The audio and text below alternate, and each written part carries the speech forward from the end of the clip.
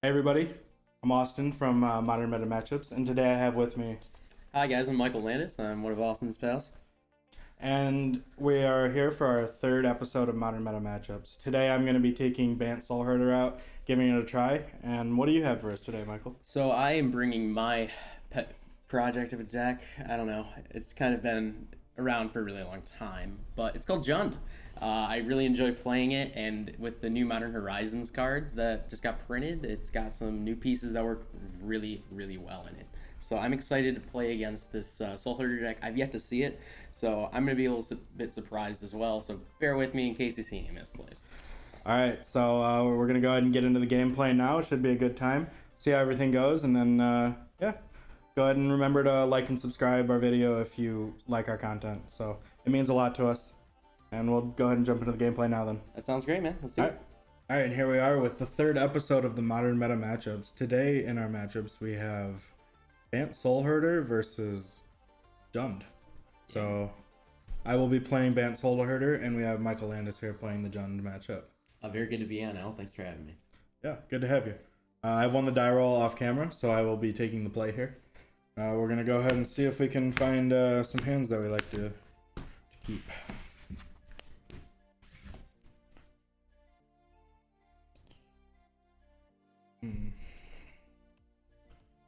I think my hand's a little bit slow, so I'm gonna have to mulligan. I ended up keeping mine. So I kept my opening hand with Liliana the Veil, Bloodstained Mire, Brennan 6, Scavenging Ooze, Thoughtseize, and a couple more lands. So I looked at it, it had all the junk pieces that I really would love to see. It had a good creature, it had the new Planeswalker, which interacts really, really well with all of the discard that Liliana the Veil produces, and it just gives me kind of a little bit of a cycle there with the Peat land later in the game I could draw if we got that far. So I thought that overall it was a great opening hand. I was able to pick apart and get a look at my opponent's deck, which I had not seen before. So I was excited to start with that opener. So down to 6. Still get to draw 7 cards, but if we keep, we're putting 1 to the bottom.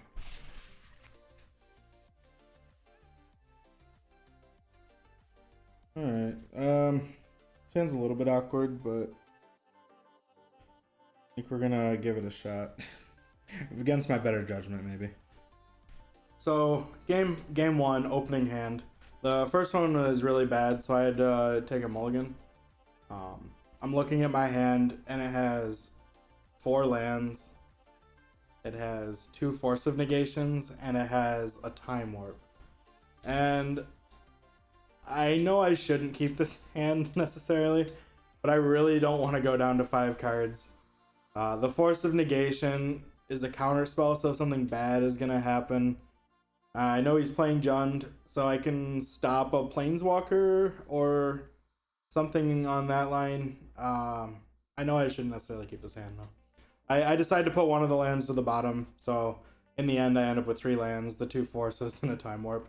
I'm just kind of hoping to draw into something like one of my mini 2-drops. I mean, the deck's full of a lot of good cards that I can pull, so we'll see how it goes. Alright, so we're going to go ahead and get started. I'll lead on Misty Rainforest and pass. All right.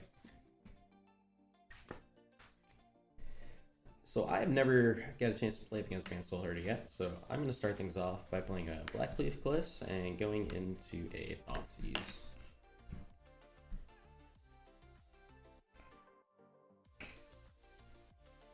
Austin does not like this.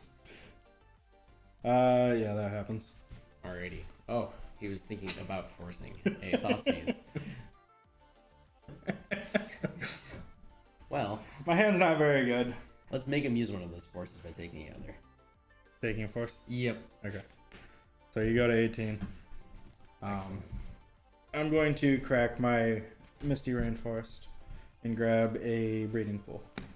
So untap. Draw. We're gonna play the Snow-Covered Plains and a Watcher for Tomorrow. Alright. So Hideaway lets me look at the top 4 cards in my library. I can put one of them under the Deputy, or the Watcher for Tomorrow, I should say. And then when Watcher for Tomorrow leaves the battlefield, I get to put that card into my hand.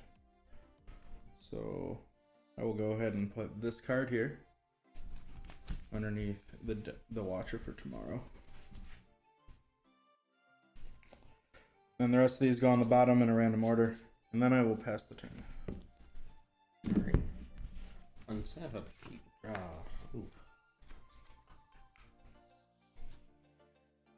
So, knowing that he has a force negation should impact my play. You know, I should think about it more, but I think I'm still gonna go with what I think is a reasonable option.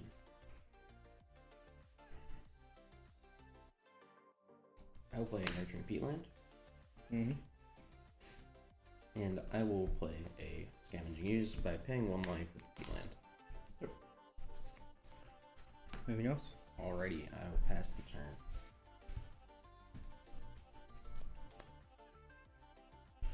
We're gonna lead on Wall of Blossoms. When it enters, I draw a card. And then I will play a Flooded Strand. Pass turn.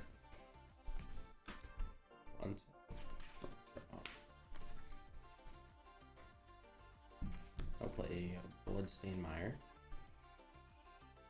I will crack the Bloodstained Mire and go get myself a Stomping Ground. From there, I will pay 3 and 1 life with the Peatland to play Liliana of the Veil. Yeah, that results. Okay. I will -2 the Liliana to make you sacrifice creature. I'll sacrifice Watcher for tomorrow, and when Watcher for tomorrow leaves the battlefield, I get to put the exiled card into my hand. Anything else? Go ahead. Alright. I will sacrifice my Flooded Strand and grab a Hollowed Fountain tapped. And then I'll untap, draw a card. I will play a Prismatic Vista as land for turn. And then I will cast Soulherder. So Soulherder is pretty cool. Whenever a card is exiled from the battlefield, a creature card, I get to put a 1/1 counter on him. And then at the beginning of my end step, I get to basically flicker a creature on that I control. So I will go to my end step, and I will trigger on Wall of Blossoms. So Wall of Blossoms gets exiled, and then it comes back, which puts a counter on Soulherder. And when Wall of Blossoms enters the battlefield again, I get to draw a card. And then I'll pass the turn. One sec.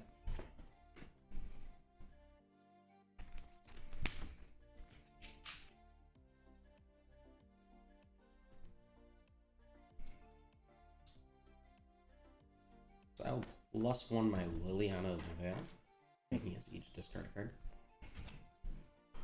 I will discard this Mole Drifter. And I'll discard a Nurturing Peatland. Yeah.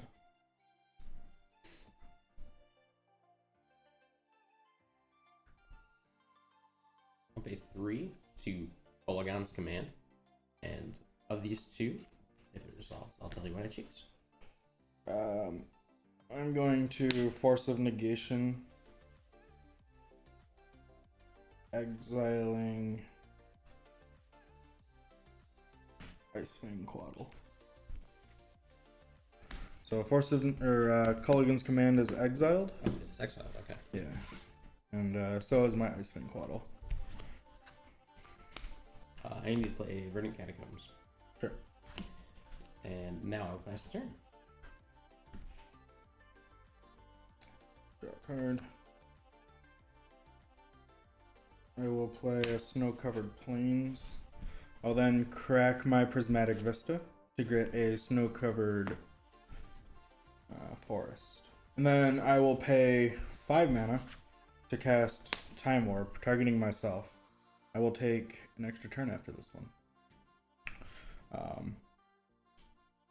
I will go to my end step.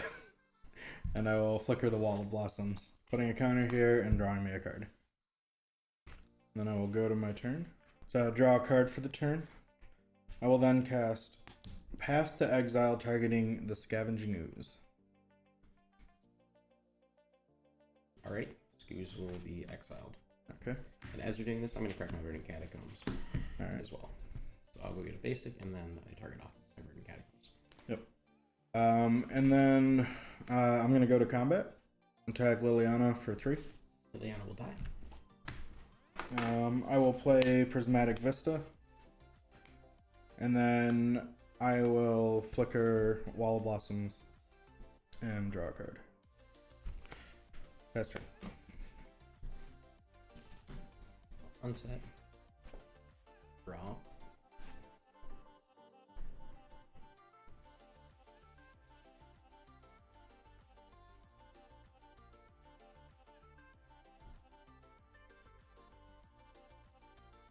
I will sacrifice my Nurturing Peatland. Yep. Draw a card. Yep.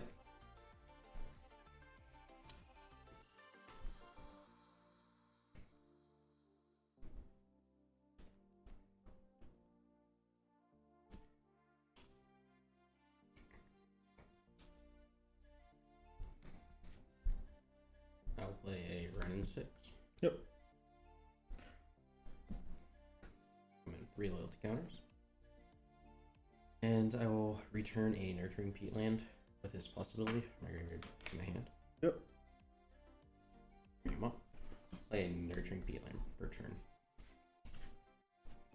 And I will pass turn. Alright, end of your turn, I'm going to crack the Prismatic Vista and grab a snow-covered island.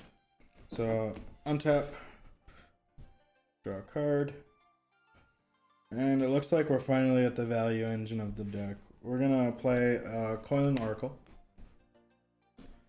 So I get a Path to Exile to my hand. I will then cast Ephemerate on the Coiling Oracle. So this exiles the card and then it returns it to the battlefield, which also puts a counter on Soulherder. And it has Rebound. So at the beginning of my upkeep, I can recast Ephemerate. So Coiling Oracle will re-enter the battlefield. Reveal a Jace the Mind Sculptor. That'll go to my hand. And then we will go to combat. Combat. Attack Renin 6 for 4. For 5 6 damage. Die. Go to end step. And we will flicker the Coiling Oracle. Reveals Eternal Witness. Goes to hand. Pass the turn. I will sacrifice a Nurturing Peatland to draw a card on your end step. Yep. Now we'll go to draw. So I will cast a Bloodbraid Elf. Yep. With his Cascade trigger, I will reveal cards until I find a non-land card. I see an Abrupt Decay. So Abrupt Decay is a spell that can't be countered, and I'm going to cast it off the Cascade trigger to kill his big boy right there. Yep, Soulherder is dead. Soulherder is dead.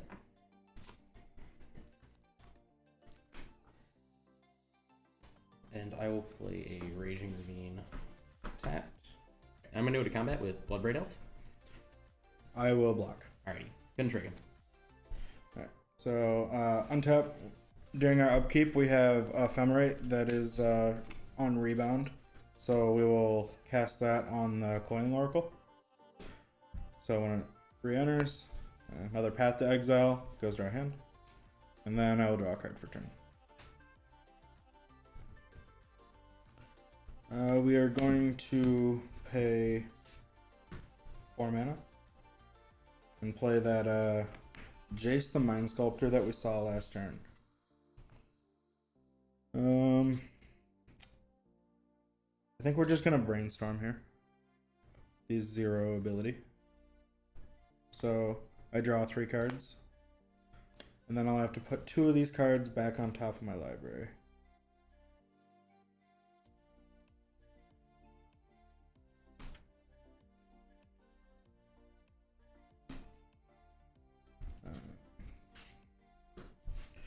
I will play a Noble Hierarch. And then I will pass the turn. Alrighty.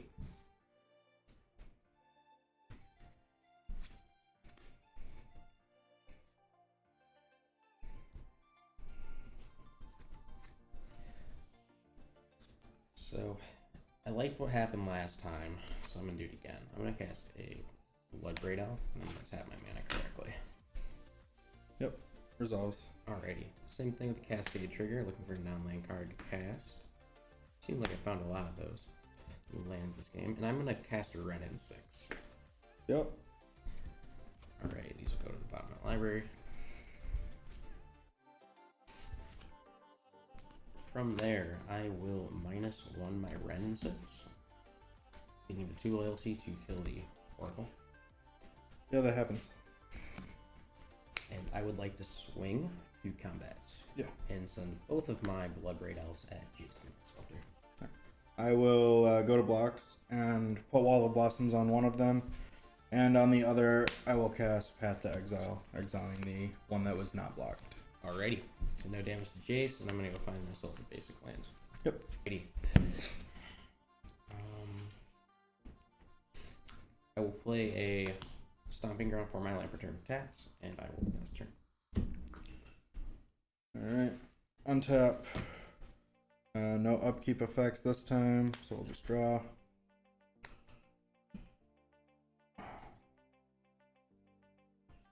We're gonna brainstorm again.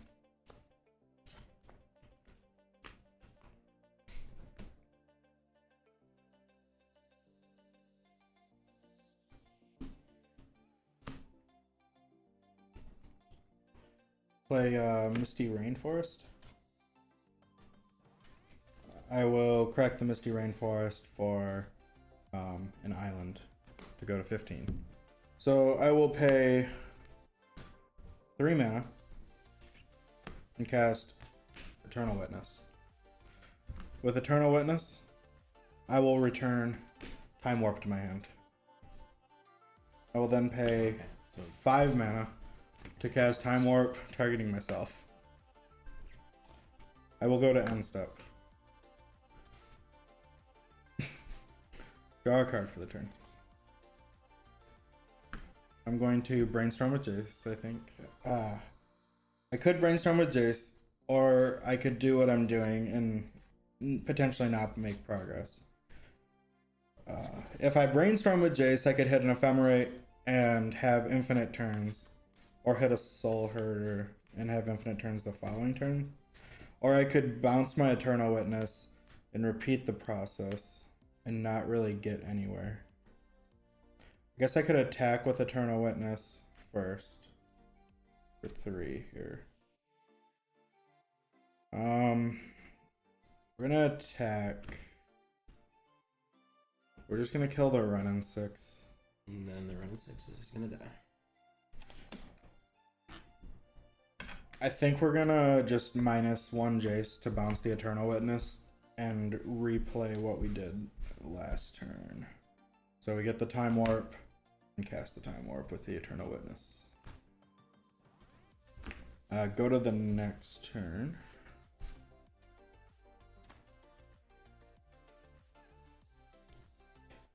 We can only do this one more time without killing our Jace, so it's not really infinite turns right now.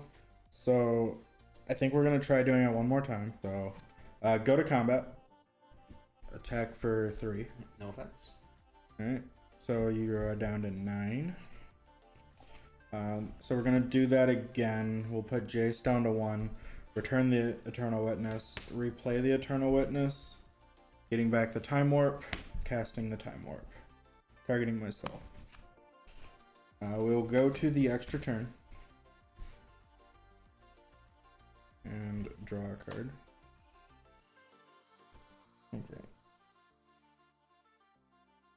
If we hit a land here, I just realized I think we can actually go infinite. So we're gonna brainstorm. Draw 3. Oh, we don't hit the land.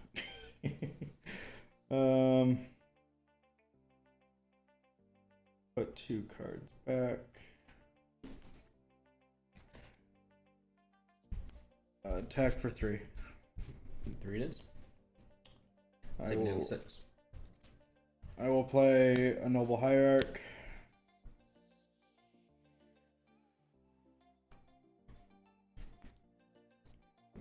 And then I will play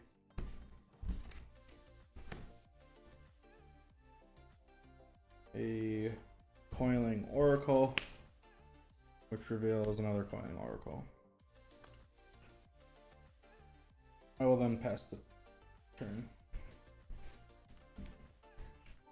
So now that I've kind of learned how this deck owns and operates, I'm not going to be as conservative on my opening play next time. So I don't believe I'm going to be able to get out of this, especially with the amount of lands I have drawn this game. So I'm going to pick it up here and say that he's going to be able to get me.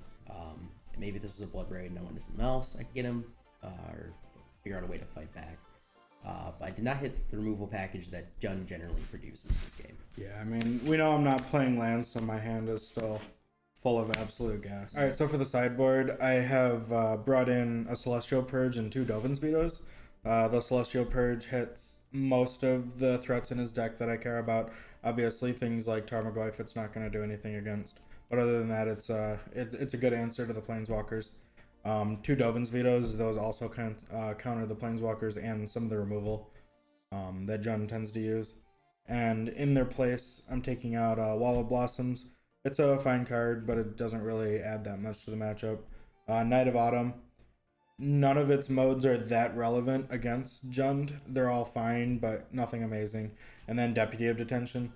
It is a catch-all, but Jund runs a lot of removal, so they're probably going to be able to kill my Deputy and get it back right away.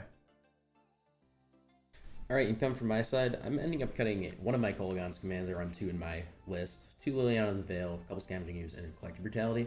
I'm leaving 1 Scavenging Ooze in the deck because they can definitely pick apart his graveyard. He loves to target it. I like to see how this deck is, functioning now that I've got a game with under my belt. Liliana, she didn't seem like the absolute best star in this deck, so that's why I'm adding a second Lily to Last Hope in her place to help round that out. The -1 is sufficient enough to kill a creature in his deck in a plus sort of format instead of a minus sort of format that she would otherwise offer. I'm bringing in a Choke. He's playing a lot of islands. I know he needs some double blue, so Choke is just really annoying. It's his islands don't untap during their controller's untap phases, and doesn't affect me at all. A couple of new cards called Plague Engineer. I noticed that he has some snakes in his deck, and it seems to be a common typing of creature, so I'm going to be able to name that when he comes in, making sure that they get -1/-1 if he is on the field. And then Anger of the Gods is a great card. He has lots of creatures, so you can go wide. But more importantly, it's exiling things instead of getting them into his graveyard where he can kind of recycle and reuse them. Alrighty, so since I lost the first round, I'm going to take the play. Okay. So if we both can have hands worth keeping on the first time around.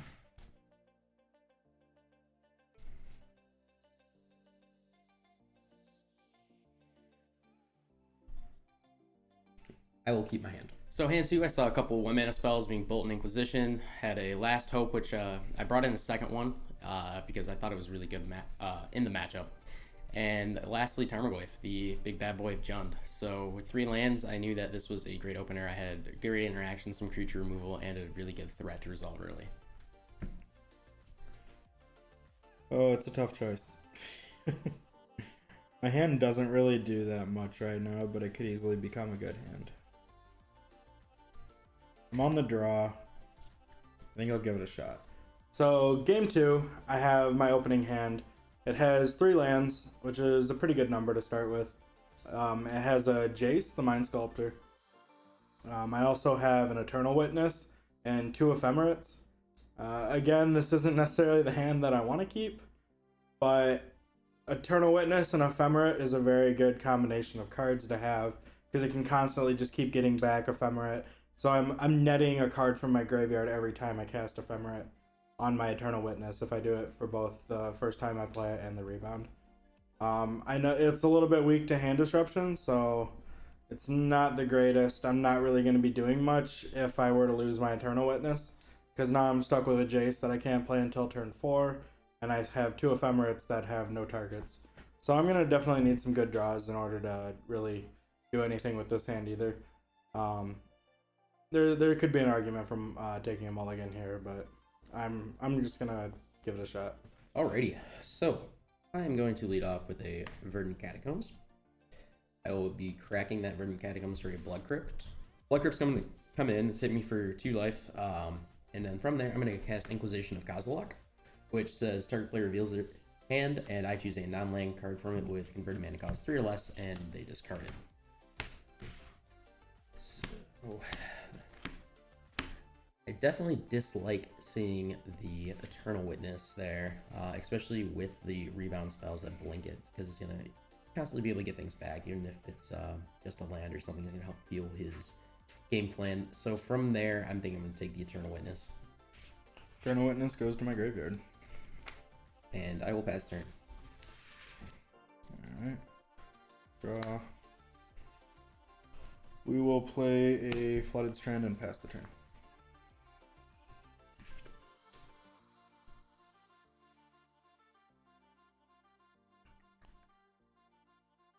So seeing he does not have a whole lot and he only has those 1 mana rebound spells, I'm going to play Forest, and I will go into a Tarmogoyf.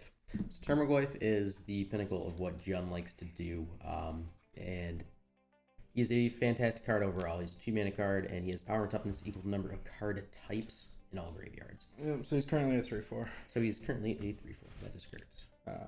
I will sacrifice my Flooded Strand at the end of your turn and grab a Breeding Pool tapped. Alright, untap, draw a card. Alright, I will play Prismatic Vista and pass the turn.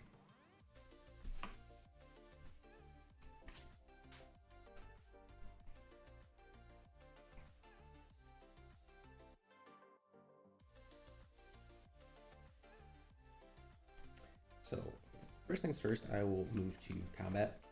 Yep. I will attack you for 3. I take 3, down to 16. From here, I will play a Wooded Foothills. And I will be cracking that for a Overgrown Tomb. So I will be playing a Liliana of the Veil. In response, I will sacrifice Prismatic Vista and grab a Snow-Covered Plains. Then I will cast Dovin's Veto to counter the Liliana of the Veil, and you can't counter back even if you possibly could in Jund. Well, now I'm sad. Heavy Heart, she goes to the bin, but we added 2 more card types. 2 more card. Well, yes, 2 more card types. So Goyf will go to 5, being an instant and a Planeswalker. Yeah. Making him grow. Your turn. Right, my turn. Draw a card. I will play a Snow-Covered Island, and then I will pass the turn. I will untap.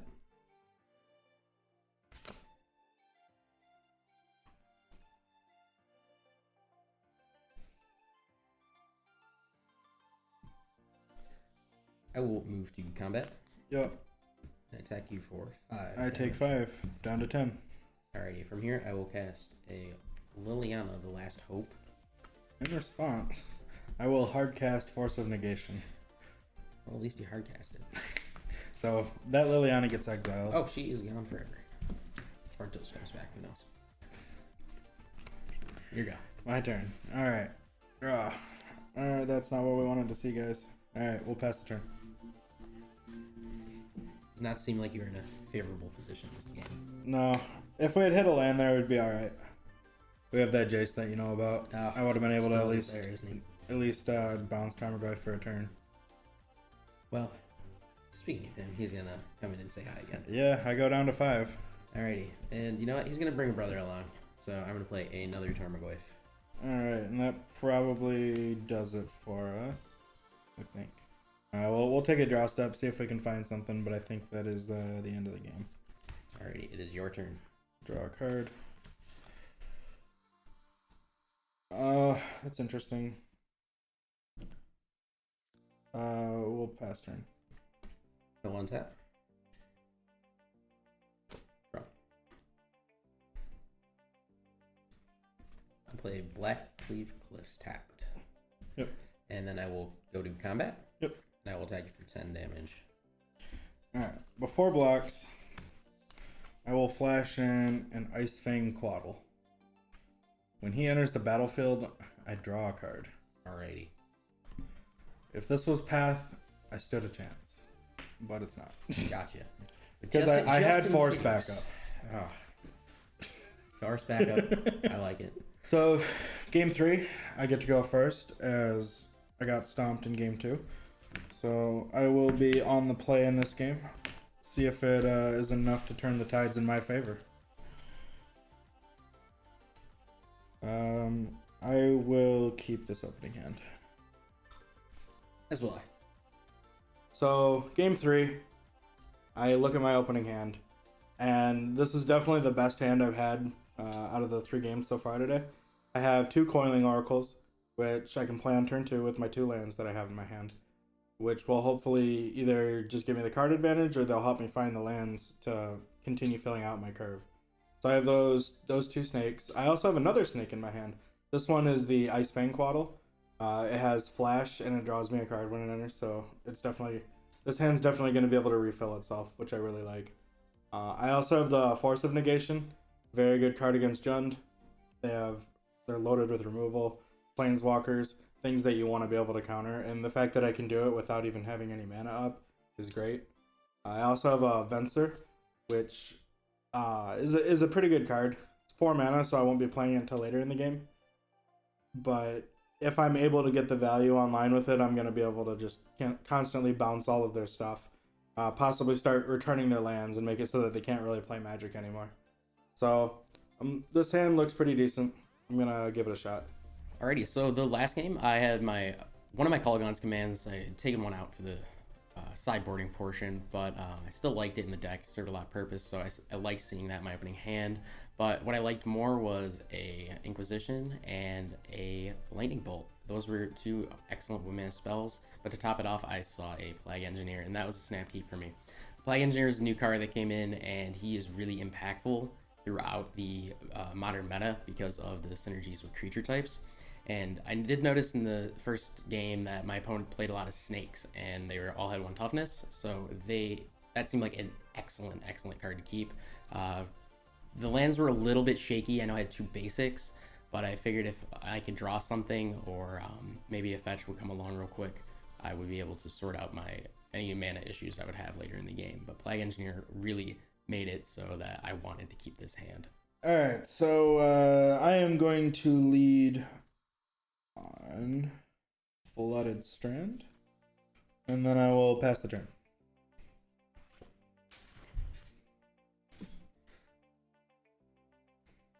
Alrighty, so I will lead Blackleaf Cliffs, tap, and I will Inquisition you.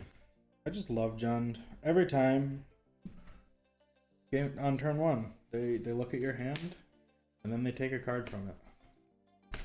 And that's why I like Jund. I get to interact with you. It's quite fun. So these 2 are not eligible, but these 4 are. So I do not like the snake. I do not like the Force of Negation. Those are both annoying things. These are both snakes. Which snake do you like less? All snakes. So I'm going to take your Force of Negation. You're going to take the Force. Yes. Sure. I do not have counter spell mana. Alrighty. That is fine with me. Alright. And then at the end of your turn, I will pay 1 life, crack my Flooded Strand, and I will grab a Breeding Pool tapped. So untap, draw. I will play Prismatic Vista, and I will grab a Forest. And then I will pay 2 mana and cast Coiling Oracle, which will reveal a Soulherder. Goes to my hand. And pass the turn.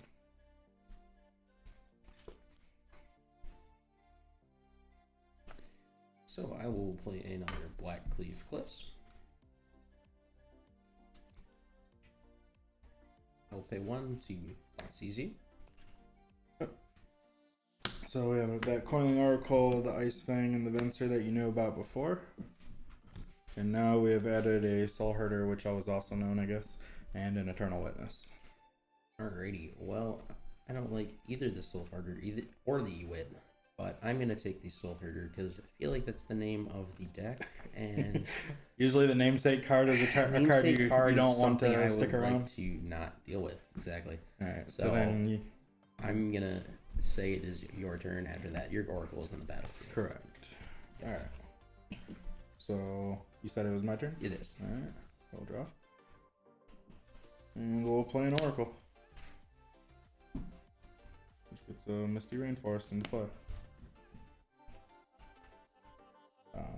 I will then attack for 1. 1 damage it is. And then pass the turn.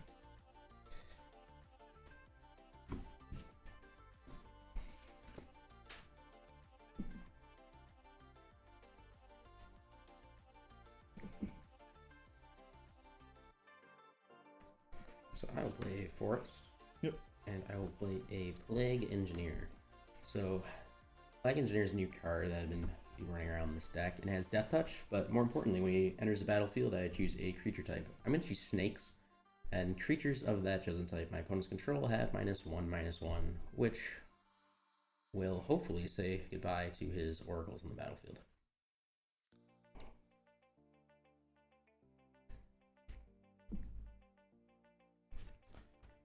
Yeah, that happens. They die. Mm-hmm. This is also very helpful because I know he has that Ice Fang in his hand, so it'll enter the battlefield, but it'll die immediately, which is also really helpful. So from here, I will pass the turn. At the end of your turn, I will crack Misty Rainforest and grab a Hollowed Fountain tapped. So untap, draw.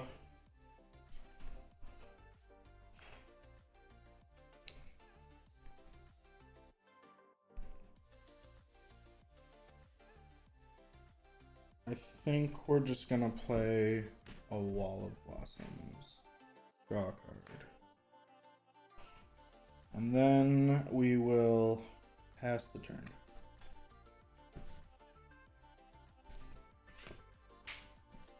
And that is something I like to see. So, I will play a basic mountain. You can all roast me in the comment section later for playing a mountain in Jund, but I feel it is more consistent to have it than not to, especially with stuff like Path to Exile. So from here, I'm going to go for it and play a Bloodbraid Elf. Yep. So Bloodbraid's Cascade trigger is going to cascade me into a Scavenging Ooze, which I will play. Mm-hmm. So Scavenging Ooze is going to hit the field. From here, I'm going to move to combat. Yep. And I'm going to attack.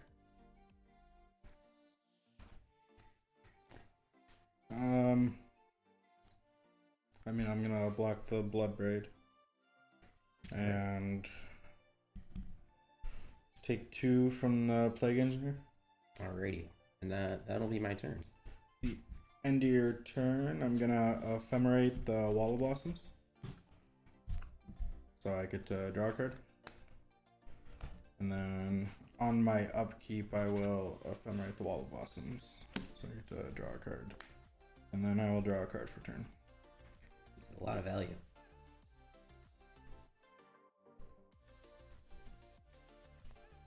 I will cast. I will do something. I'll play a Plains. Pay 3 mana for Eternal Witness, who thankfully is not a snake. And I'll get back Ephemerate. Alrighty. I will then pass the turn.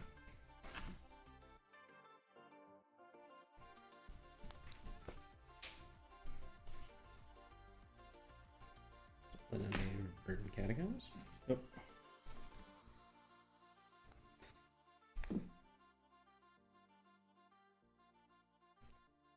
And I will move to combat. Yep. I will attack you with everything. I will block the Bloodbraid Elf. And those are my blocks.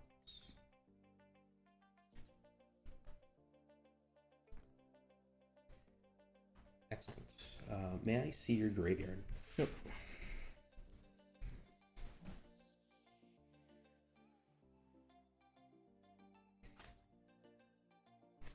So I will crack my Verdant Catacombs in response to declare blocks. I'm grabbing an Overgrown Tomb. And I will, before damage, exile your Soulherder from your graveyard.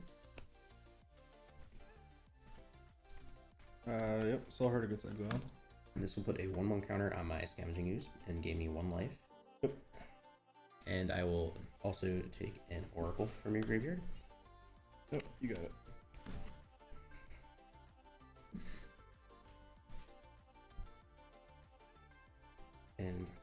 I will let combat damage go through. Alright, so I take 6. Correct. Go to 9.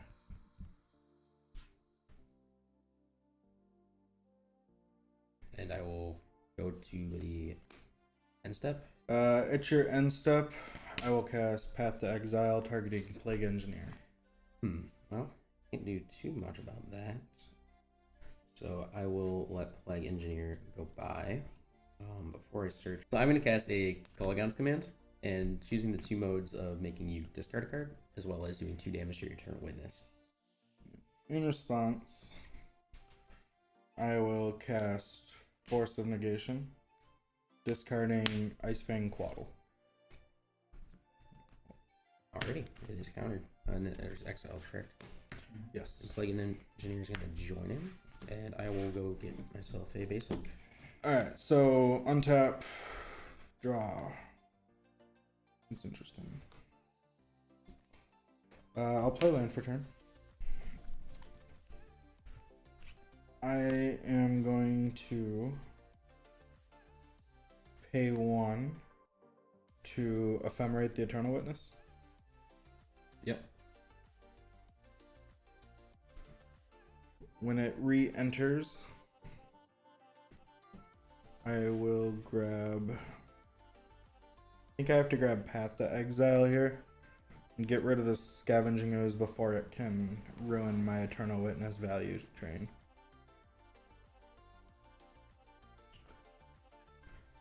So I will cast Path on the Scavenging Ooze.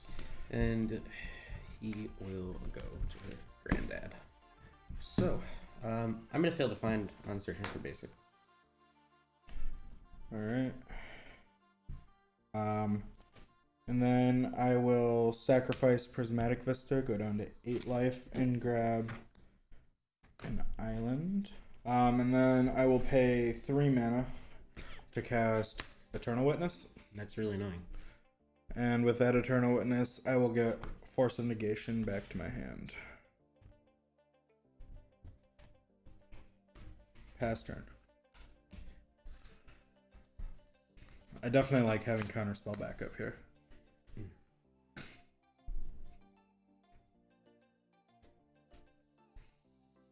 So saying that he just indicated his Counterspell backup, he has 2 cards in hand. I mean, I have to assume the other one's blue. I believe you still know what the other card is. I think it's still a Venser. It is. If I recall correctly. I still have Venser in my hand. You know both of the cards in my hand right now. I in fact do. So...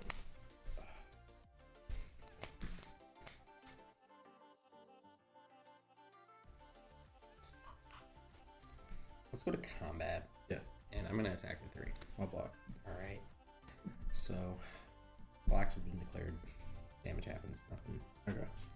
I will go to my second main phase. Yes. 4 mana. I'm going to play Bloodbraid Elf. Yeah. At a random 6.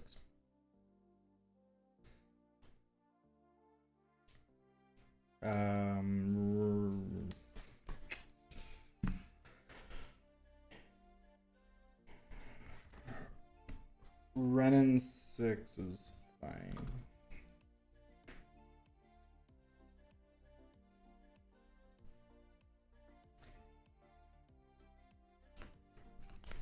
The Renin 6 comes in. I feel like my option is to kill something.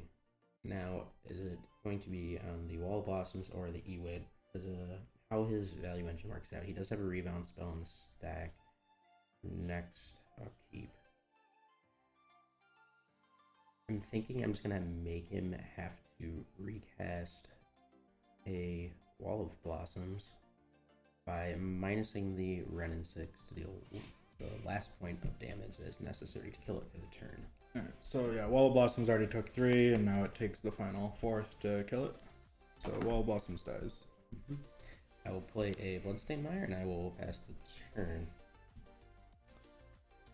Alright. End step, nothing. So upkeep, I have the Ephemerate trigger. I will cast Ephemerate. What is your target? I will target Eternal Witness. Alright, I will then pay 1 mana Yes. to Lightning Bolt that Eternal Witness that you chose to target. Alright. I will Pay 3 mana to hardcast Force Negation, exiling the Lightning Bolt.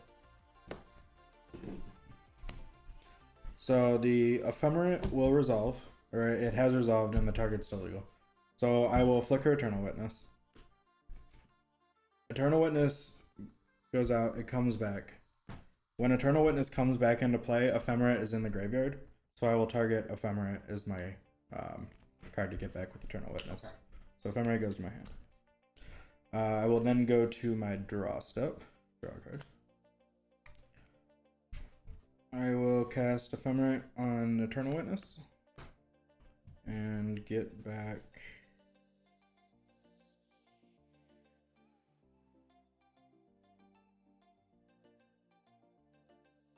Prismatic Vista. I will then play Prismatic Vista as land for turn. I will sacrifice it to grab a Snow-Covered Plains down to 7. And as you do that, I'll do my Bloodstone Mire as well. And then I will pay 1 to cast Ephemerate, targeting Eternal Witness. Seems good. To get back Force of Negation. And then I will pass the turn.